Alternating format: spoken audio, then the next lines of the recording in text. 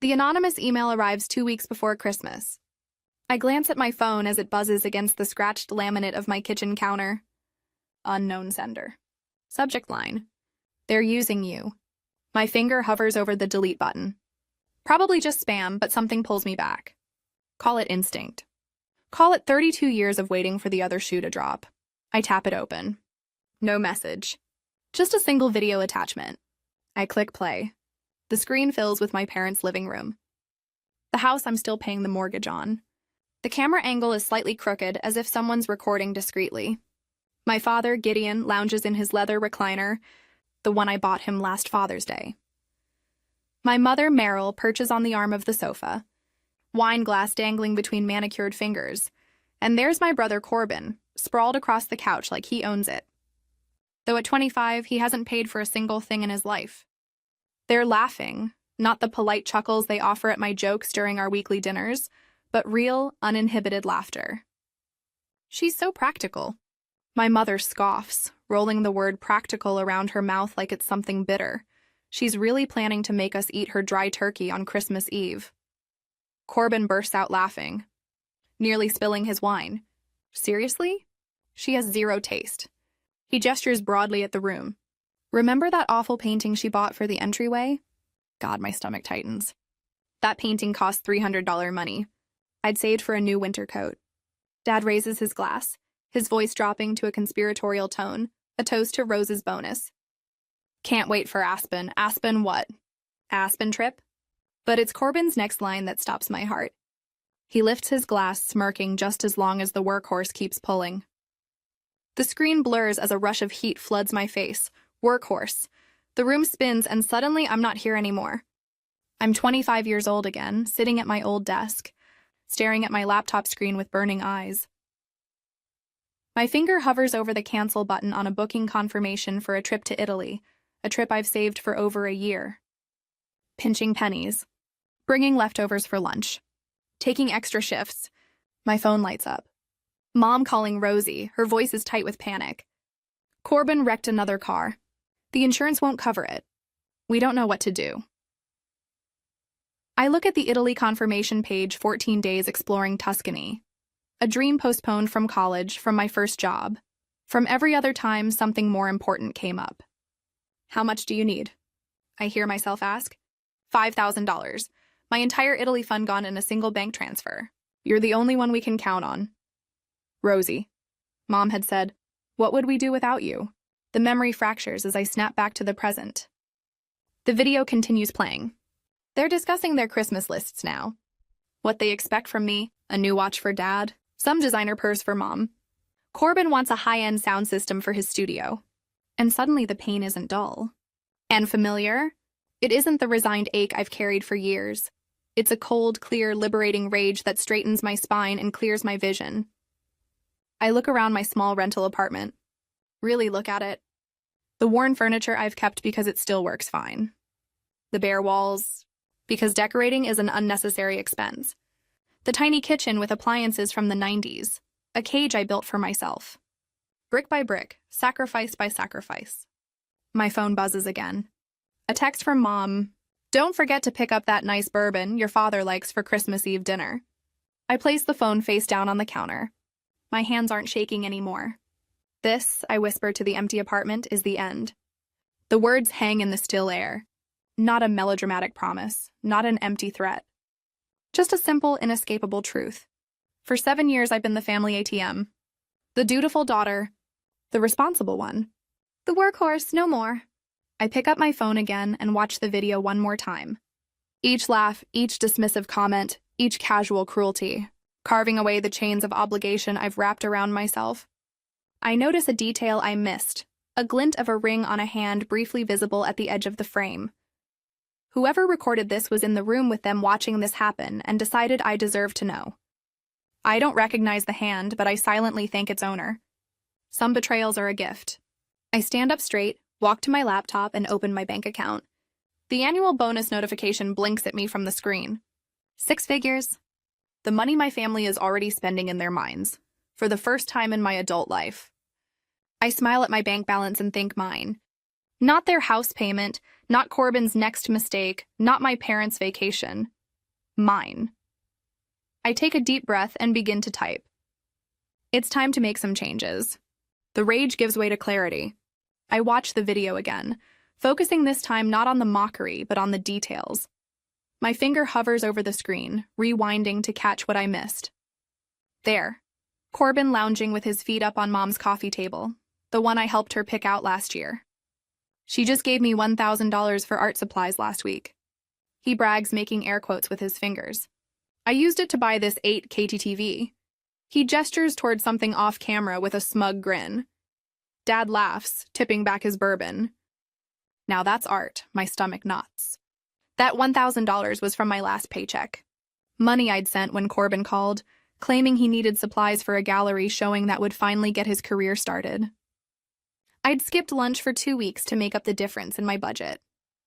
This isn't just emotional betrayal. It's fraud, plain and simple, theft. I set my phone down on the kitchen counter. Hands steady now. The kitchen clock ticks loudly in the silence of my apartment. 11:42 p.m. The night feels different, sharper somehow. Like someone cranked up the resolution on my life. Mom's face fills my mind. Not the cruel wine-fleshed woman from the video, but the tearful, pleading mother who'd called last month about Gideon's emergency dental work. $2,000. Insurance won't cover it. Rosie, you know your father's too proud to ask. I transferred the money immediately, no questions asked. Now I understand there are two antagonists here. Not just one. Meryl, the emotional manipulator who knows exactly which guilt buttons to push. And Gideon, the entitled patriarch who's never held a job longer than 3 years but somehow deserves a $50,000 truck. Corbin's just the accomplice. The spoiled youngest taking his cues from the masters. The stakes are clear, too.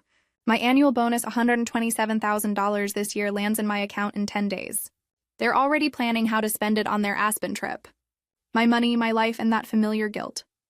The voice that whispers family comes first, tries to surface, but dies quickly. The cozy Christmas Eve dinner I'd been planning, the prime rib I'd already ordered from the butcher, the gifts wrapped and hidden in my closet. It all seems pathetic now. The elaborate ritual of a woman desperate for scraps of approval. My laptop glows from the coffee table. I walk over, pull up my calendar, and dial my boss's cell. It's late, but Diane always answers. Rosalie, everything okay? Her voice is alert despite the hour. I need to take my PTO, I say, surprised by the steadiness in my voice.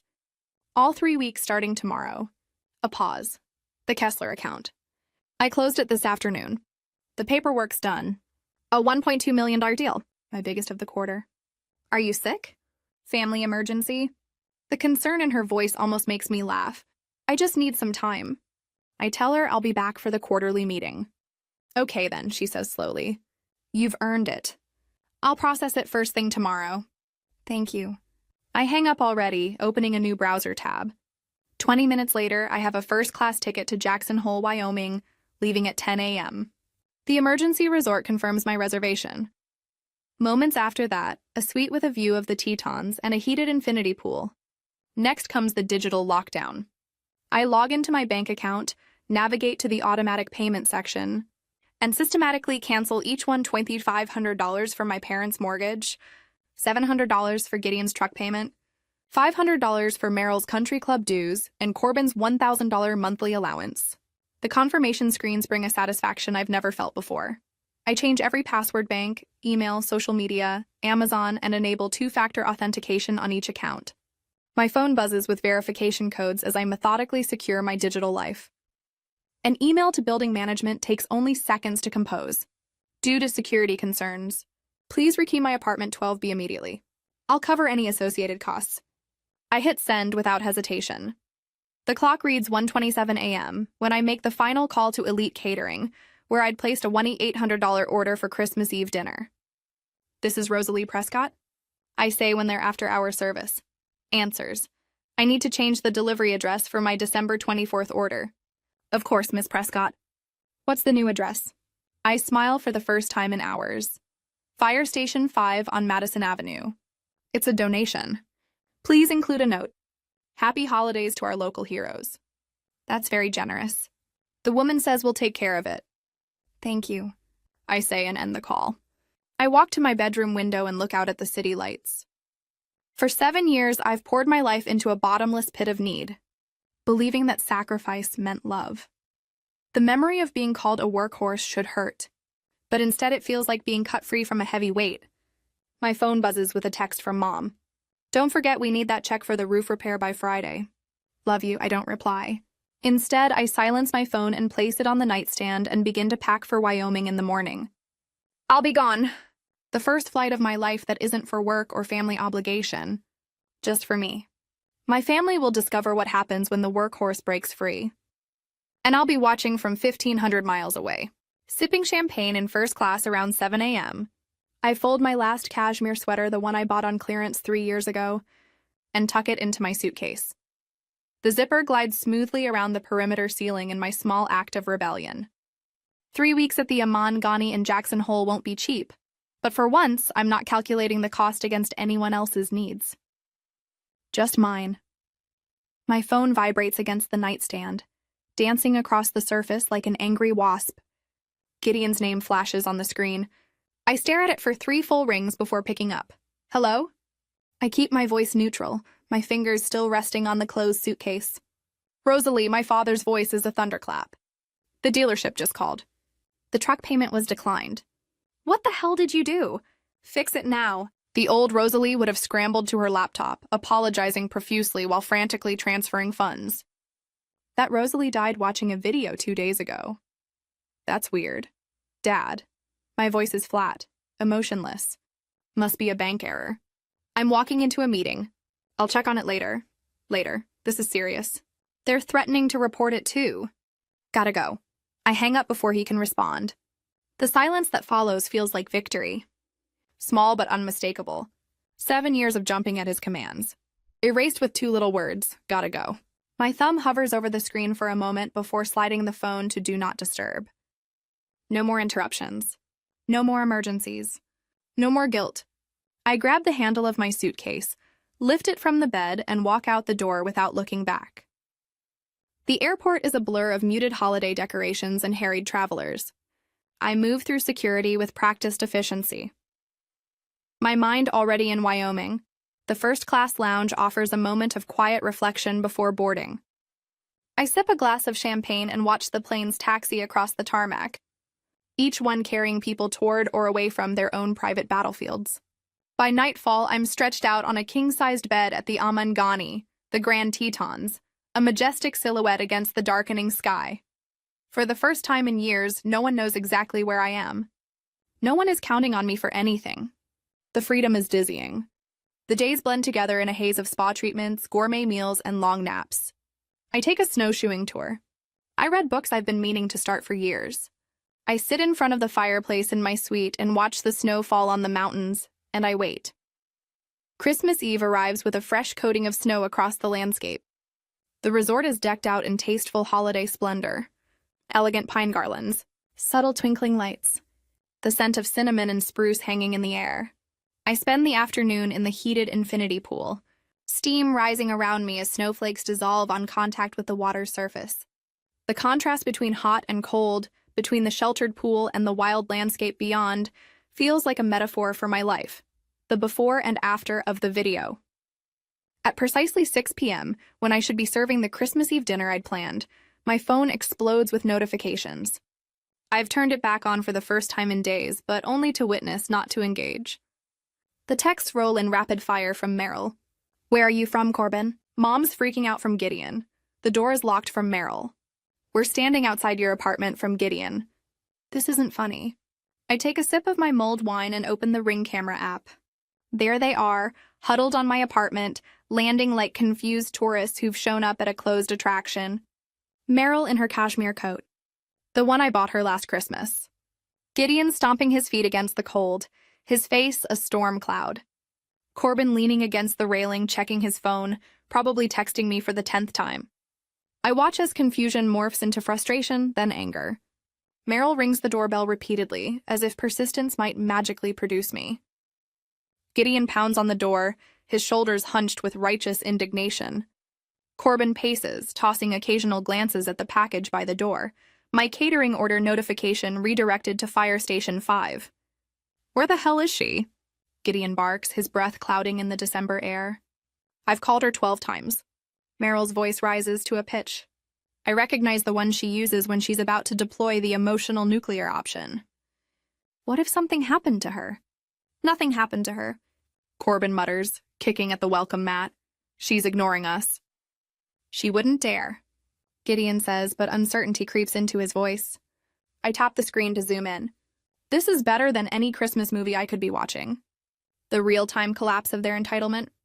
I record snippets as they argue amongst themselves, as Meryl calls the hospitals, with fake tears in her voice as Gideon threatens to call the landlord as Corbin slumps to the floor, complaining about missing dinner with his friends for a full hour.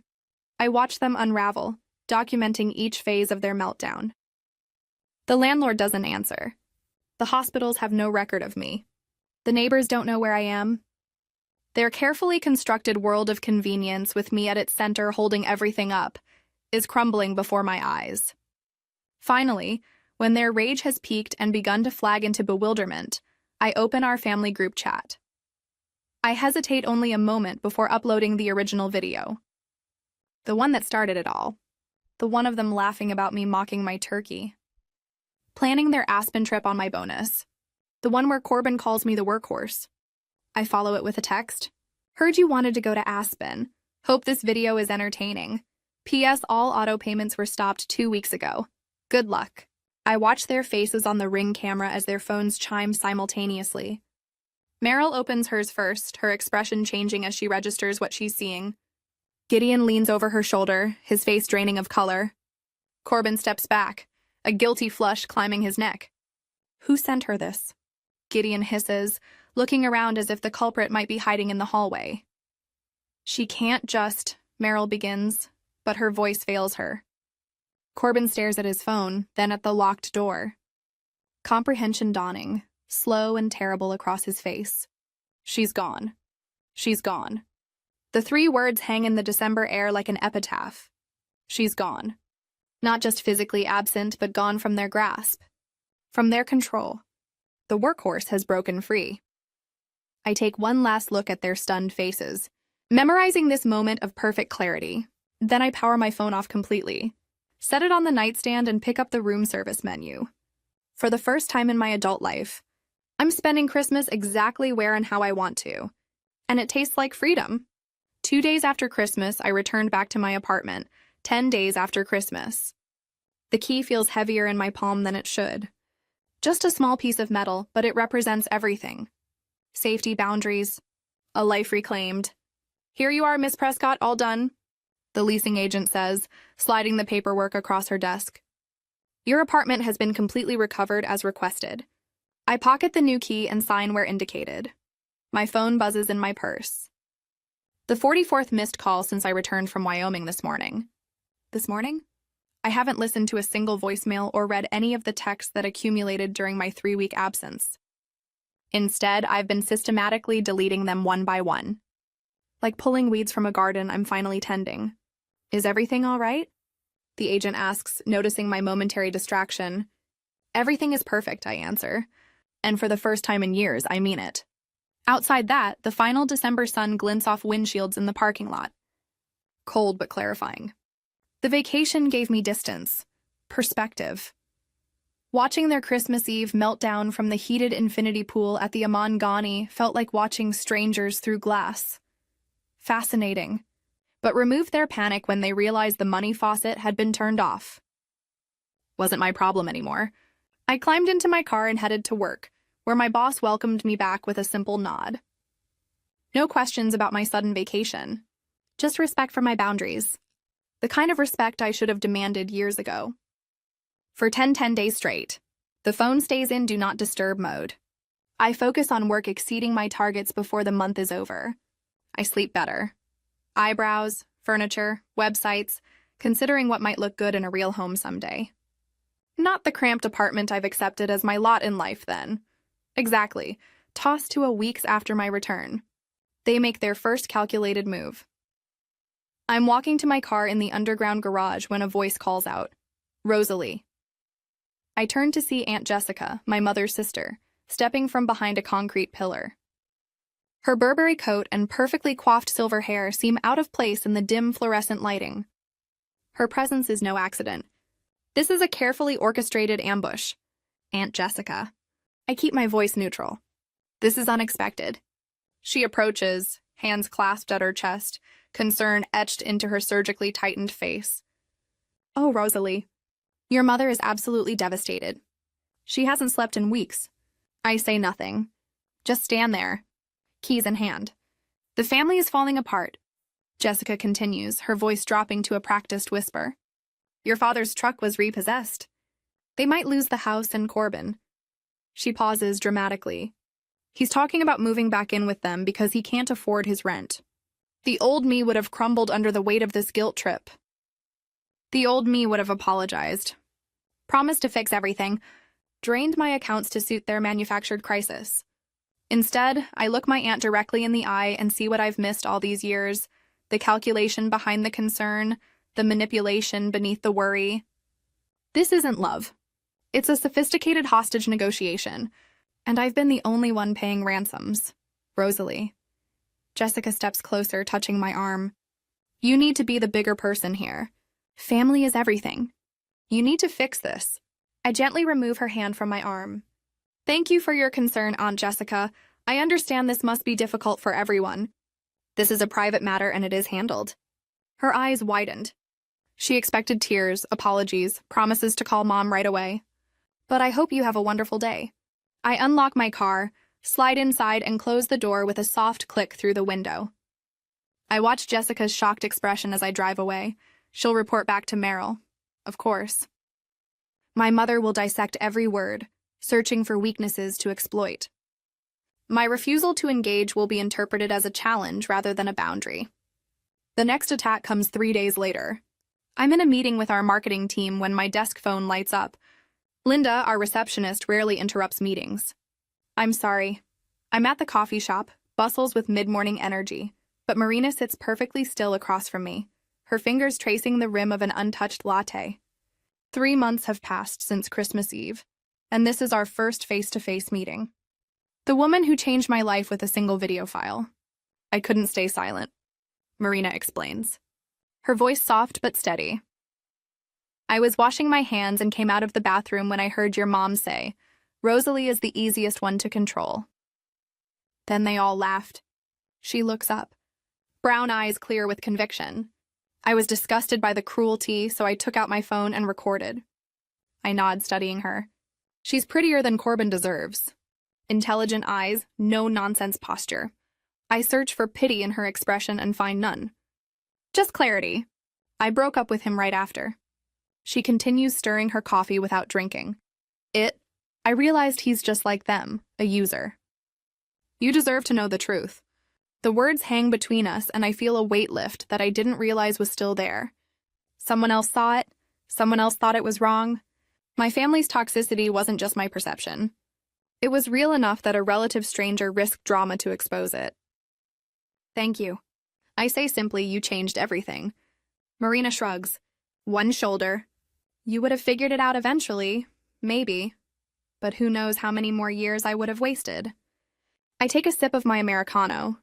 What made you send it when you did? Corbin asked me what I was getting you for Christmas. Her mouth twists. He said not to waste money on anything expensive because you'd never notice anyway. Said you were too busy playing martyr.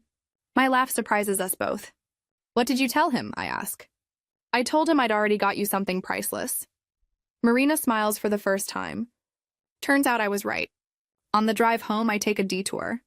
The morning sun glints off the ornate sign reading Oakwood Estates, a gated community on the north side of town. I slow down as I pass the sales office, my heart quickening as I scan the security features. The tall wrought iron fence, the state-of-the-art call box, the roving security patrol. The trap I've been setting isn't the kind my family would expect. It isn't revenge served hot. It's freedom, security and distance, served with complete financial independence. With an extra $4,000 a month now in my bank account, including the $2,500 mortgage payment I no longer make on their house. I've quietly secured a mortgage on a 4-bedroom home with a garden, a security system, and most importantly, a gate between me and them, A week later, my phone buzzes. Marina again. A screenshot of Corbin's Instagram post from last night. The image is pathetic. All three Prescotts, Gideon, Merrill, and Corbin crammed onto a stained sofa in what must be Corbin's dingy apartment. My father's face is strained. His early retirement now looking more like unemployment. My mother's perfectly maintained hair has lost its luster, and Corbin looks like he hasn't slept in days. But it's the caption that makes me pull over to the shoulder of the road no matter what happens. Family is everything. Enjoying a cozy night in family first, blessed Marina's text follows. Look at this hypocrisy. They're trying to play the victim. I stare at the photo again. The cramped space, the tension in their postures, the fake smiles that don't reach their eyes, the desperate attempt to project happiness while their world collapses around them. 3 months without their workhorse. And this is what remains. I don't feel the satisfaction I expected, just a hollow recognition of what was always beneath the surface. A family built on extraction, not love. Without someone to drain their lost. Thanks for sending this. I text back to Marina. Would you like to come to a housewarming party? After I prepare everything? Nothing fancy, just a small dinner. I will let you know the exact date later. I don't wait for her response before pulling back onto the road toward the real estate office. The papers are ready for my signature. A month after moving into my new house, the notification pops up on my phone while I'm unpacking kitchen boxes. The high-tech gate camera shows a familiar figure standing at the call box, her finger pressing the button repeatedly. My mother's face is streaked with tears, her hair wild in the spring wind. Rosalie, please. Her voice cracks through the speaker system. Your father? He's sick. We need you. A year ago, those words would have sent me racing for my car keys and checkbook. 6 months ago, I would have felt a twinge of doubt. Today, sitting in my sunlit kitchen, surrounded by boxes of new dishes I chose for myself, I feel nothing. I watched Meryl's performance for a few moments. The theatrical sobs. The mascara she carefully smudged beneath her eyes. The conveniently vague emergency. It's the maximum pressure move in her arsenal. Even at a distance, I can see the lie. Dad isn't sick. This is desperation, not emergency. The workhorse is now the gatekeeper. The script is flipped. 7 years of manipulation crashes against a simple electronic barrier. And my newfound immunity to guilt. My finger hovers over the intercom button. What would I even say? What could possibly bridge the gap between us now? A part of me, small and fading, still wants to believe there's something worth saving. But when I think of Marina's words, of the laughter in that video of Rosalie is the easiest one to control, I know there's nothing left to say. I tap the dismiss button on the notification. The feed cuts out in the silence of my new kitchen. I unpack a set of wine glasses I bought the day before. Beautiful, unnecessary things I'd never have allowed myself to own in my old life. I set them carefully in the cabinet, arranging them just so, taking my time. The sound of a car engine starting and fading away drifts through my open window. She's gone. I open a bottle of Chianti I've been saving and pour myself a glass. The ruby liquid catches the afternoon sun, as I raise it in a silent toast. To the woman I've become. To boundaries that hold to freedom. Hard one. To a life that is finally, completely mine. When my phone buzzes again. It's not the gate camera. It's Marina. I am glad you kept the boundaries. They don't deserve you at all. I smile and type. Thank you for everything. See you soon. The feeling of freedom has never been better. I arrange the mosaic vase on my new entryway table, stepping back to admire the burst of color against the cream walls. 3 months in this house and I'm still discovering new corners to fill. New ways to make it mine. The vase is ridiculously expensive, impractical, and exactly what I wanted. No one had to approve the purchase. No one questioned whether a decorative object was worth it. The freedom still feels like a foreign language. I'm learning to speak fluently. A painting hangs above the table, abstract splashes of crimson and gold that reminded me of Italian sunsets. Another indulgence. Another declaration. My phone pings with a reminder book. Italy. I smile, walking through the living room where no furniture, bears, water rings, or mysterious stains. Everything here was chosen by me, for me. A visible record of my new priorities in my home office. Not a converted closet like in the old apartment, but a real room with tall windows and bookshelves. I settle into my leather chair. My laptop waits on the desk, open to a travel site. First-class tickets to Rome. A month-long itinerary through Tuscany, the Amalfi Coast, Venice. The trip I canceled 7 years ago to bail out Corbin. The cursor hovers over the purchase button. The total makes me blink. Nearly triple what I'd budgeted back then, but now there's no flicker of hesitation, no mental calculation of what else that money could fix, or who else it could help. I click purchase. The confirmation appears and I feel nothing but satisfaction. No guilt, no worries. No imaginary balance sheet where my needs always registered in red. The doorbell chimes, pulling me from my thoughts through the security camera feed. I spot Marina on my porch holding a bottle of wine. "You're officially the first guest to use the front door instead of the gate intercom," I tell her, swinging the door open. Marina laughs, handing me the wine. Historic moment. "Should we take a picture?" I usher her inside, watching her eyes widen in space. "This is gorgeous, Rosalie. It feels like you." That's the best compliment. I led her to the kitchen where dinner awaits a meal. I cooked because I wanted to. Not because I owed anyone anything over pasta and wine. We talked about everything except my family. Not because they're taboo, but because they're irrelevant. When Marina finally brings up Corbin, he asked about you again. I find I can listen without that old twist in my stomach. "He'll figure it out eventually," I say, refilling our glasses. Or he won't. Either way, it's not my problem anymore. 2 weeks later, I'm at my desk reviewing quarterly numbers when Jenna, our newest sales rep, drops into the chair across from me. Her face bears the tight, pinched look I recognized from my own mirror years ago. "Everything all right?" I ask, though I already know it isn't. "My sister's kid needs braces." She sighs. $5,000. She asked if I could help since I make so much money now. Her fingers form bitter air quotes. "And you're considering it?" I say. Not a question. She's family, and my nephew is a good kid. And I lean forward, cutting her off. "Let me give you some advice. Don't ever set yourself on fire just to keep someone else warm. Your value is non-negotiable." Her eyes widen slightly. "Trust me," I add. "I've been the human torch. The scars take years to heal." The morning of my flight to Italy, I stood in my bedroom, zipping my suitcase, closed. Everything I need, nothing I don't. The simplicity feels luxurious. I carry the suitcase downstairs through the house that belongs only to me at the front door. I pause to set the security system, then step outside into the bright morning sun. The warmth touches my face and I smile, not the tight, people-pleasing smile I perfected over years of giving away pieces of myself. But something real and unhurried. The workhorse has been released from her harness. The journey is finally mine. Subscribe.